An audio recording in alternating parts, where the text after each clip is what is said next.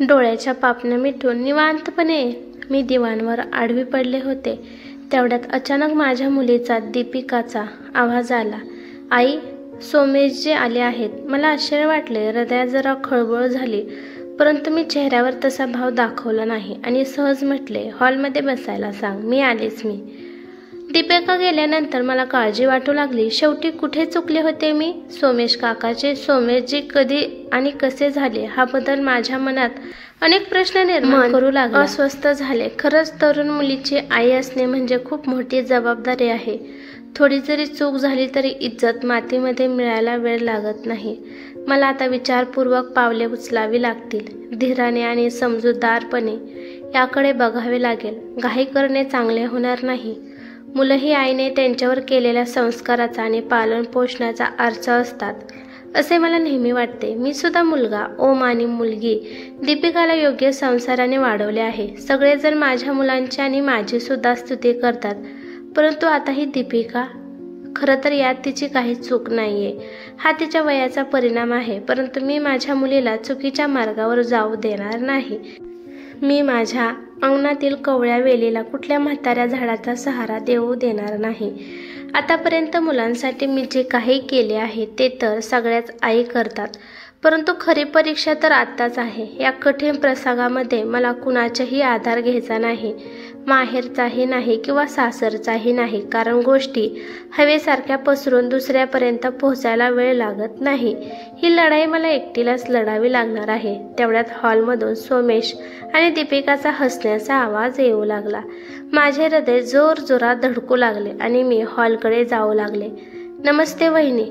मला पाहता सोमेश हलकीशी स्माईल करत म्हणाले, नमस्ते नमस्ते. मी सुद्धा चेहऱ्यावर खोटे हास्य आणत सहज बोलले, परंतु मनात मात्र ज्वालामुखी धगधगत होता. आता कशी तब्येत आहे वहिनी? त्यांनी विचारले. आता ठीक आहे भैयासाहेब, आपल्या लोकांच्या मेहरबानीमुळे आता व्यवस्थित आहे, असे म्हणून मी दीपिकाला चहा करण्यासाठी पाठवले. यात मेहरबानी कसली वहिनी? जर तुमची तब्येत बिघडली असती तर आम्ही आमच्या दोस्तला कसे तोंड दाखवले असते? मला या दुतोंडी माणसाची घृणा वाटत होती. मी लवकरच त्यांना पाठवून दिले. ते गेल्यानंतर मात्र माझ्या मनातील काळजी आणि नाराजी वाढत चालली. हळूहळू चालत मी बाहेरील ओट्यावर जाऊन बसले. माझीही अशी ढासळती तब्येत आणि माझ्या पतीची अनुपस्थिती मला संध्याकाळच्या वेळेस खूप अस्वस्थ करत असे आणि त्यात आता या नव्या काळजीने मी आतून तुटले होते. मला कधी वाटले नव्हते की ते गेल्यानंतर माझ्या जीवनात इतक्या अडचणी येतील. जेव्हा त्यांना अमेरिकेतील एका विश्वविद्यालयामध्ये शिकवण्याचे आमंत्रण मिळाले तोपर्यंत सगळे ठीक चालले होते. हे आमंत्रण त्यांना त्यांच्या हुशारीवर आणि विशेष योग्यतेवर मिळाले होते. त्यांना 1 वर्षासाठी तिकडे जावे लागणार होते, परंतु ते लगेच निर्णय घेऊ शकत नव्हते. 1 वर्ष म्हणजे काही कमी कालावधी नव्हता आणि इथे आम्हाला असे एकटे सोडून जायचे म्हणजे त्यांना चिंता वाटत होते. माझा मुलगा ओम इंजिनिअरिंगच्या 4थ्या वर्षाला आहे आणि तो हॉस्टेलवर राहत आहे. सासर आणि माहेर दोन्ही पण लांब होते, त्यामुळे कोणाची मदत घेणे शक्य नव्हते. त्यावेळी मीच त्यांना दिलासा दिला की तुम्ही निश्चिंतपणे जावा, मी सर्व सांभाळते. परंतु त्यांना काळजी वाटली की मी एकटी हे सर्व कसे काय सांभाळणार. तेव्हा मीच त्यांना हसत हसत सांगितले, माझ्यावर विश्वास नाही का? अशी संधी नेहमी मिळत नसते. तेव्हा ते म्हणाले होते, तुझ्यावर तर पूर्ण विश्वास आहे लतिका. तू एक समजूतदार बायको, आई आणि हुशार शिक्षिका आहेस, परंतु तरीसुद्धा सर्व काही ठीक होईल. इतकी चांगली मिळालेली संधी हातातून गमवू नका. मोठ्या मुश्किलीने अशी संधी मिळते. तुम्ही तर असे म्हणत आहात की जणू काही मी पहिल्यांदा गावाकडून शहराकडे आले आहे. मी असे त्यांना त्यावेळी हसत हसत म्हटले होते. तुला माहीत आहे ना लतिका, तू आणि मुलं माझी कमजोरी आहात. ते माझ्यासाठी भावूक झाले होते. ते म्हणाले, माझ्यासाठी हे 1 वर्ष तुमच्या विना घालवणे म्हणजे एका मोठ्या शिक्षेसारखे असणार आहे. आम्ही त्यावेळी एकमेकांच्या गळ्यात पडून खूप रडलो होतो. 1 वर्षाच्या यांच्या लांब जाण्याच्या कल्पनेमुळे मी सुद्धा भावूक झाले होते, परंतु मी स्वतःवर कंट्रोल केला, कारण मी जर कमजोर पडले तर हे जाण्यासाठी स्पष्ट नकार देतील. मला माझ्या पतीच्या उज्ज्वल भविष्यासाठी आणि मिळणाऱ्या नावासाठी स्वतःला मजबूत करणे भागच होते. असा विचार करून मी माझ्या डोळ्यातले अश्रू लपवत त्यांना हसत हसत म्हटले, 1 वर्ष असतेच कितीसे, असे चुटकीसरशी निघून जाईल आणि तुम्ही हा सुद्धा विचार करा की हे 1 वर्ष आपल्या भविष्याला एक नवीन उंची मिळवून देईल आणि शेवटी काहीतरी मिळवण्यासाठी काहीतरी त्याग सुद्धा करावाच लागतो. अशा प्रकारे त्यांना समजवल्यानंतर ते काही विचार करून जाण्याच्या तयारीला लागले. ते गेल्यानंतर मात्र घरात अतिशय सुने वाटत असे. मी शाळेत शिकवण्यासाठी जात असे व दीपिका कॉलेजला जात असे, परंतु मनातले खाली पण काही जात नसे. दीपिका सुद्धा थोडी नाराज राहत असे. दीपिका या वर्षी BComच्या लास्ट इयरला होती. तिच्या मैत्रिणी जेव्हा घरी येत तेव्हा जरा कुठे घरातील उदासी दूर जात असे. सुट्टी असेल तेव्हा ओम घरी येत असे तेव्हा जरा घरात करमत असे. दोघी बहीण भाऊ मिळून काहीतरी प्रोग्राम बनवत असायचे आणि मला सुद्धा त्यांच्यामध्ये सामील करायचे. दोघांच्याही मित्रमैत्रिणींमुळे घर जरा भरल्यासारखे वाटत असे. त्यांच्याबरोबर मी सुद्धा हसून खेळून गप्पा मारत असे, परंतु मनात कुठेतरी खालीपण आणि उदासी वाटत असे. यांची आठवण मनात खोलवर येत असायची. जेव्हा पण कधी त्यांचा फोन येत असे त्या दिवशी मात्र माझा आणि दीपिकाचा दिवस छान जात असे. त्यानंतर परत दुसऱ्या वेळी कॉल येण्याची वाट पाहत बसायचो आम्ही. हळूहळू असेच दिवस जात होते, पण दीपिका जरा नाराज असायची. वडिलांची दूरी तिला सहन होत नसायची. कधी कधी यांचे मित्र एकटे किंवा कधी कधी आपल्या कुटुंबाला सोबत घेऊन आमची विचारपूस करण्यासाठी येत असत. माझे सहकारी शिक्षिका वर्षासुद्धा कधी कधी येत असे. खास करून यांचे मित्र सोमेशजी आणि माझी मैत्रीण वर्षा नेहमी येत असत. सोमेशजी माझ्या पतीचे खास दोस्त होते. यांच्याच विभागामध्ये नोकरीला होते, परंतु अजूनही अविवाहित होते. ते घरी आल्यानंतर खूप गप्पा मारायचे. दीपिका सुद्धा त्यांच्यात मिसळून गेली होती. मोकळेपणाने त्यांच्याशी बोलत असे. माझी मैत्रीण वर्षाजी माझी सहकारी होती. ती माझी खास फ्रेंड होती. तिच्याजवळ माझे मन मोकळे होत असे आणि त्यामुळे मला हलके वाटत असे. तिचे पती डॉक्टर आहेत आणि तिला 2 मुले आहेत, अजय आणि विजय. अजयची याच वर्षी PSCA मध्ये निवड झाली होती.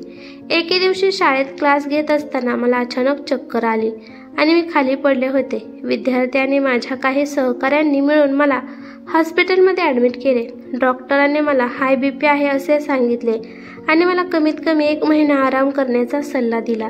या काळामध्ये दीपिका एकटी पडली होती. घर, कॉलेज आणि शिवाय मला सांभाळायचे काम तिच्याकडे होते.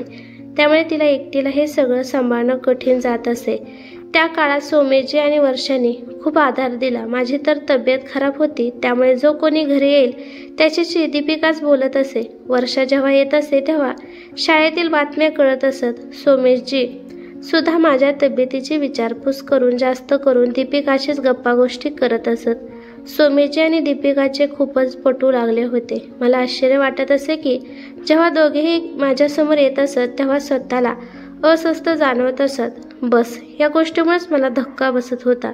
सोमेशजी आणि दीपिका वडील मुलीसारखे अंतर. माझ्या पतीपेक्षा 2 वर्षांनी लहान होते सोमेशजी.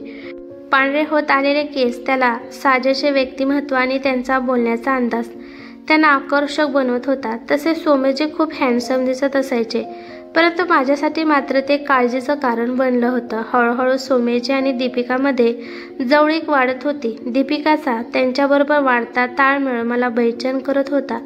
मी हैराण होत असे जेव्हा मी माझ्या तब्येतीची चौकशी करण्यासाठी घरी येत असत, परंतु ते विसरून ते उभ्या उभ्याच दीपिकाला आवाज देत असत आणि म्हणत असत, चल तुला बाहेर फिरायला घेऊन जातो, बोर होऊ लागले असशील ना. आणि दीपिका सुद्धा लगेच आले असे म्हणून छानसा ड्रेस घालून व थोडासा मेकअप करून त्यांच्याबरोबर जायला तयार असे. दीपिका तर कवळ्या वयाची आणि अल्लड नासमज मुलगी होती, परंतु सोमेशजी तर अर्ध्या वयाचे होते आणि त्यांचा असा व्यवहार पाहून मी दंग होत असे. काय खरंच शारीरिक भूक इतके भारी होते का की त्यामुळे नाती आणि नैतिकतेची परिभाषा तुटून विस्कटून जावी?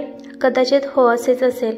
मला असे वाटत होते की आपल्या जवानीच्या काळात जे सुख सोमेशजींना मिळाले नव्हते तर याचाच लोभ त्यांना आता वाटत असणार. वयाच्या टप्प्यावर भावनांना कंट्रोल करणे अवघड असते. समोर जर अशी दीपिका सारखी नाजूक सुंदर मुलगी असेल तर अजूनच अवघड असते. दीपिकाला पाहूनच पाघळले होते सोमेशजी. ते आता दीपिकासाठी गिफ्ट आणत होते. कधी पंजाबी ड्रेस तर कधी स्कर्ट टॉप तर कधी नाईटी. आणि दीपिका सुद्धा हे गिफ्ट हसत हसत स्वीकार करत होती. मी बऱ्याच वेळा सोमेशजींना सुनावले, बाईसाहेब हिच्याजवळ भरपूर कपडे आहेत, तुम्ही तिची सवय बिघडू लागला आहात. यावर त्यांचे उत्तर असायचे, का काय झाले, मी हिला काही देऊ शकत नाही का, माझा हिच्यावर अधिकार आहे, खूप जिव्हाळा आहे मला हिच्याबद्दल, असे म्हणून ते दीपिकाकडे प्रेम भऱ्या नजरेने पाहत असत. त्यांच्या नजरेमध्ये म्हाताऱ्या माणसाचा स्नेह दिसत नव्हता, तर ती वासना भरलेली नजर वाटत होते. मला वाटू लागले, हा कपटी माणूस दीपिकाच्या नादाने आणि भोळेपणाचा फायदा घेऊन तिचे जीवन खराब करेल. माझ्यासमोर ही एक नवीनच आव्हानात्मक समस्या निर्माण झाली होती. माझ्या पतीला अजून येण्यासाठी 7 महिने टाईम होता आणि ओमचे इंजिनिअरिंगचे शेवटचे वर्ष होते, त्यामुळे त्याला याबाबतीत काहीच सांगणे चुकीचे होते. मला समजेना झाले की मी हे सगळे कसे थांबवू, कशी या परिस्थितीला तोंड देऊ. मी स्वतःला असहाय्य समजू लागले होते, जसं कुठल्या बंद जागेत फसल्यानंतर बाहेर पडण्यासाठी हातपाय मारत आहे. अशा प्रकारे माझी अवस्था झाली होती. या सगळ्या तणावात मला माझी मैत्रीण वर्षाच्या फोनने एक आशेचा किरण दाखवला. ती म्हणाली, लतिका तू अजयसाठी दीपिकाला माझ्यावर सोपवून दे, तुला मुलगा हुडकण्याची गरज नाही आणि मला सुद्धा एक छान सून मिळेल. मी तिला म्हटले, बघ विचार कर, नाही तर ही मुलगी तुझ्या आयुष्यात गडबड करून ठेवेल. नंतर परत असे म्हणू नकोस की मला काही सांगितले नव्हते. वर्षा म्हणाली, तू तर माझ्यावर सोड, असे म्हणून आम्ही दोघे हसू लागलो. वर्षाच्या शब्दाने मला खूप मोठा आधार मिळाला. मला एक आशेचा किरण सापडला.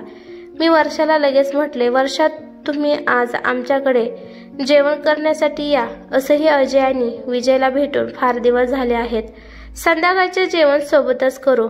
माझे बोलणे ऐकून वर्षा म्हणाली, तुझ्या अंगात अचानक एवढी शक्ती आली आहे का? तू म्हणत असेल तर 10-20 लोकांना पण सोबत घेऊन येते. मी म्हटलं, नाही ग, परंतु कंटाळा आला आहे. तुम्ही आले म्हणजे जरा आनंद वाटेल, तेवढेच जरा चेष्टा मस्करी होऊन घरात हसायचे वातावरण निर्माण होईल. वर्षा म्हणाली, अच्छा, म्हणजे आम्ही आता विनोदी कलाकार झालो आहोत. ठीक आहे बाई, येतो आम्ही आज सगळेजण. आम्ही दोघे खूप हसलो. माझ्या डोक्यावरचा बराच ताण कमी झाला होता. मी उत्साहाने स्वयंपाकाच्या तयारीला लागले. आमच्या कामाल्या बाईला मदतीला घेऊन मी बरेचसे पदार्थ करायला घेतले. ही सगळी तयारी पाहून दीपिकाने मला विचारले, काय आहे आज, खूपच खुश दिसत आहेस आणि हे सर्व इतके जेवण कोणासाठी बनवत आहेस? मी म्हटले, बस असंच, आज माझी तब्येत पण व्यवस्थित आहे, त्यामुळे मी आज संध्याकाळी वर्षा, अजय, विजय आणि डॉक्टर साहेबांना जेवणासाठी बोलावले आहे. अजयला नोकरी मिळाल्यापासून तो पहिल्यांदाच घरी आला आहे ना, म्हणून विचार केला की एकदा तरी त्याला जेवायला बोलवायला पाहिजे. आणि हो, तू सुद्धा घरीच थांब. तेव्हा दीपिका म्हणाली, नाही आई, मला तर सोमेशजी बरोबर पिक्चर बघायला जायचा प्लॅन ठरला आहे. मी म्हटले, हे बघ बाळा, पिक्चर तर तू उद्या पण पाहू शकतेस, परंतु मावशी आज तिच्या कुटुंबाबरोबर आपल्या घरी येणार आहेत. माझ्याशिवाय अजून तुझं तर आहेस या घरामध्ये, आणि तू पण जर निघून गेली तर त्या लोकांना किती वाईट वाटेल. तू असं कर, सोमेश काकांना सांगून टाकी तू आज येऊ शकत नाहीस. मी तिला माझ्या आतील राग लपवत अतिशय प्रेमाने सांगितले. दीपिका जरा आडेवेडे घेत म्हणाली, ठीक आहे आई. संध्याकाळी वर्षाने तिचे कुटुंब घरी आले. डॉक्टर साहेबांचा स्वभाव विनोदी होता, त्यामुळे ते चेष्टेमध्ये म्हणाले, आजारातून उठल्यानंतर तर तुम्ही अजूनच फ्रेश आणि सुंदर दिसू लागले आहात लतिका वहिनी. का माझ्या मैत्रिणीवर नियत खराब करत आहात या म्हातारपणात? वर्षाने नवऱ्याला टोकत म्हटले, अरे सगळ्यात तरुणपणात तर तू आजूबाजूला अजिबात पाहू दिले नाहीस, तर मग आता निदान म्हातारपणात तरी सूट दे. त्यांच्या बोलण्यावर सगळेजण खळखळून हसले. दीपिकाने सुद्धा अतिशय उत्साहाने त्या सर्वांचे स्वागत केले आणि आता ती अजय आणि विजय बरोबर गप्पा मारत होती. मी अजयचे निरीक्षण करू लागले. उंचापुरा देखणा अजय, चेहऱ्यावर शांत स्मित हास्य, अहमपणाचा तर कुठे निशाणच नाही. हसतमुख, मिळून मिसळून राहणारा स्वभाव. खरंच दीपिका आणि अजयची जोडी किती छान शोभून दिसेल. डॉक्टर साहेब आणि वर्षाशी गप्पा मारत मारत मी त्या दोघांच्या जोडीबद्दल मनात विचार करत होते. अजयच्या डोळ्यात दीपिकाबद्दलचे स्तुतीचे भाव दिसत होते, त्यामुळे मन शांत होते, परंतु दीपिकाच्या मनातील भाव अजून जाणून घ्यायचे बाकी होते. गप्पा मारत मध्येच दीपिकाने मोठ्या कुशलतेने डायनिंग टेबलवर सर्वांना जेवण मांडून ठेवले. डॉक्टर साहेब आणि वर्षाला तर दीपिकाबद्दल सगळे माहीत होते, परंतु दीपिकाचं मोहक रूप आणि सहज वागणुकीने अजयवर जादू केली होती. मस्तपैकी आनंदात सगळ्यांनी जेवण केले. जेवण झाल्यावर अजय म्हणाला, मावशी तुम्हाला भेटून आणि तुमच्या हातचे एवढे चविष्ट जेवण खाऊन खूप दिवस झाले होते. आजची रात्र खूप दिवस आठवणीत राहील. जाईपर्यंत अजयची नजर दीपिकावरच टिकून होती. दीपिका हसत खेळत बोलायची आणि मध्येच काहीतरी विचार करायची. तशी अल्लड आणि नासमज होती ती. जाता जाता डॉक्टर साहेबांनी वर्षाला छेडलं, मॅडम तुम्हाला फक्त खायचे माहीत आहे की खाऊ घालायचे सुद्धा माहीत आहे? वर्षाने त्यांच्याकडे प्रेमभऱ्या आणि थोडंसं तिरकट नजरेने पाहिलं आणि झटकन मला आणि दीपिकाला दुसऱ्या दिवशी रात्रीचे जेवणाचे आमंत्रण दिले. माझी तर ही मनापासूनच इच्छा होती. अजय आणि दीपिकाला जवळ आणण्यासाठी ते चांगले होते. दुसऱ्या दिवशी जेव्हा सोमेशजी घरी आले तेव्हा दीपिकाने जास्त उत्साह दाखवला नाही. सोमेशजींनी तिला पिक्चरला जाण्यासाठी विचारले तेव्हा तिने सांगितले की आज आम्हाला वर्षा मावशीकडे जेवण करण्यासाठी जायचे आहे त्यामुळे, आणि तिने बोलणे अर्धवट सोडले. सोमेशजी थोडा वेळ बसून निघून गेले. मी मनातल्या मनात आनंदी झाले. मला वाटले निसर्ग तिला स्वतःहूनच समजून सांगतोय आणि हेच मला हवे होते. मी दीपिकाला म्हटले, आज तू गुलाबी कलरची साडी नेस. कोणती? ती जॉर्जेटची जरी किनाऱ्याची? हो तीच. या साडीला नेहमी कुरकुर करणाऱ्या दीपिकाने आज गपचूप ती साडी घातली. ही माझ्यासाठी आश्चर्याचीच गोष्ट होती. गुलाबी साडीमध्ये दीपिकाचे रूप अजूनच उजळून आले. माझी नजर परत एकदा तिच्यावर गेली. मी माझ्या मुलीची निरागस सुंदरता पाहतच बसले. चल ना आई, काय विचार करत आहेस? मी भानावर आले व आम्ही निघालो. वर्षाच्या घरी जाईपर्यंत संध्याकाळ झाली होती. डॉक्टर साहेब, वर्षा आणि अजय बाहेर लॉनमध्ये बसले होते. विजय बहुतेक आपल्या कुठल्या मित्राला भेटण्यासाठी गेला होता. आम्ही त्यांच्या जवळ गेलो तेव्हा सगळ्यांच्या नजरा काही वेळ दीपिकावरच टिकून राहिल्या. मी अजयकडे पाहिले तेव्हा माझ्या लक्षात आले की तो अगदी एकटक दीपिकाकडेच पाहत आहे. अरे तुम्ही या ना, बसायला सांगणार आहात की असे उभा राहूनच पाठवून देणार आहात? काय इरादा आहे तुमचा? डॉक्टर साहेबांनी म्हटले. तेव्हा वर्षा म्हणाली, अरे हो बसा ना. ए ग दीपिका. वर्षा आपल्या जवळच दीपिकाला बसवत मला म्हणाली, लतिका आज माझी नजर नक्कीच दीपिकाला लागेल. खूपच सुंदर दिसत आहे दीपिका. माझी सुद्धा, डॉक्टर साहेबांनी मध्येच म्हटले. दीपिका लाजली आणि म्हणाली, का काका माझे खेचत आहात? तू लांब व्हावी म्हणून? असे त्यांनी झटकन म्हटले आणि सगळेजण जोरात हसले. काही वेळ इकडचे तिकडचे बोलणे झाल्यानंतर वर्षा चहा करण्यासाठी उठली, परंतु दीपिकाने तिला लगेच बसवले आणि म्हणाली, चहा मी बनवते मावशी, तुम्ही दोघीजणी गप्पा मारत मारत बसा. हो माझी सुद्धा हीच इच्छा होती. मुली यांच्या हातचा काढा पिण्यापेक्षा तरी चांगले आहे थंड पाणी पिऊन आनंद मानून घ्यावा. डॉक्टर साहेबांनी वर्षाकडे तिरकी नजर टाकत म्हटले. तेव्हा आम्ही सगळेजण हसलो. दीपिका उठली तेव्हा अजयने लगेच म्हटले, चला मी तुम्हाला मदत करतो. दोघांना एकत्र जात असताना पाहून डॉक्टर साहेब म्हणाले, वाव किती सुंदर जोडी आहे खरंच. वर्षा सुद्धा म्हणाली आणि नंतर मला म्हणाली, लतिका तुझी दीपिका मलानी यांना दोघांनाही पसंत आहे. मला असे वाटत आहे की अजयला सुद्धा ती खूप आवडत आहे, कारण आतापर्यंत लग्नासाठी तर तो 1000 बहाणे बनत होता आणि काल जेव्हा मी दीपिकाबद्दल त्याला विचारले तर थोडा हसत होता, खुश वाटला आणि आता तो चांगली नोकरी सुद्धा करत आहे. त्यामुळे मला आता त्याचे लग्न करायचे आहे. लतिका जर तू म्हणत असशील तर आता लगेच साखरपुडा करूयात आणि लग्न तिचे बाबा आल्यानंतर करूयात. तसं तू दीपिकाला सुद्धा विचार. आनंदाने माझे डोळे भरून आले. वर्षाने मला कुठल्या परिस्थितीतून बाहेर काढले होते याचा तिला अजिबात अंदाजा नव्हता. मी तिला भरलेल्या डोळ्यानेच म्हणाले, माझ्या मुलीला इतका चांगला मुलगा मिळेल हे मला माहीत नव्हते. तिला काय विचारणार मी? अजयसारखा मुलगा, असे सासर, इतके चांगले कुटुंब. खरंच मला तर घरी बसल्या बसल्या हिरा मिळाला. वर्षा म्हणाली, मी सुद्धा कधी विचार केला नव्हता की या बुद्धू अजयच्या हिश्श्याला इतका छान चंद्राचा तुकडा येईल. त्यावेळेला डॉक्टर साहेब हसत हसत म्हणाले, आणि आम्ही सुद्धा स्वप्नामध्ये कधी विचार केला नव्हता की आम्हाला इतकी सुंदर व्याहवी मिळेल. आम्ही सर्वजण परत एकदा हसलो. तेवढ्यात अचानक डॉक्टर साहेब आश्चर्यचकित होऊन म्हणाले, अरे ही कबुतराची जोडी चहाचा मळा उगवत आहे काय आतमध्ये. तेवढ्यात मी वर्षाच्या किचनकडे गेले आणि दरवाजावर ठकठक करून थांबले. वर्षाने माझा हात दाबून मला आतमध्ये पाहण्याचा इशारा केला. तेव्हा मी पाहिले तर आतमध्ये गॅसवर ठेवलेला चहा पातेल्यातून उतू जाऊन बाहेर येत होता आणि समोर अजय दीपिकाचा हात हातात घेऊन हळू आवाजात काहीतरी म्हणत होता. दीपिकाचे मोठे मोठे हरणीसारखे डोळे लज्जेने झुकले होते आणि तिच्या पातळ गुलाबी ओठांवर प्रेमाची स्माईल होती. मी आणि वर्षा हळू पावल्याने बाहेर निघून आलो. मला हा विचार करून खूप शांतता जाणवत होती की सैरभैर झालेल्या अवखळ चंचल नदीला निसर्गाने योग्य दिशेवर आणून तिला योग्य वळण दिले होते. तर कशी वाटली कहाणी मित्रांनो? आवडली असेल तर लाईक आणि कमेंट नक्की करा. आणि हो, चॅनलवर नवीन असाल तर सबस्क्राईब करायला विसरू नका. धन्यवाद.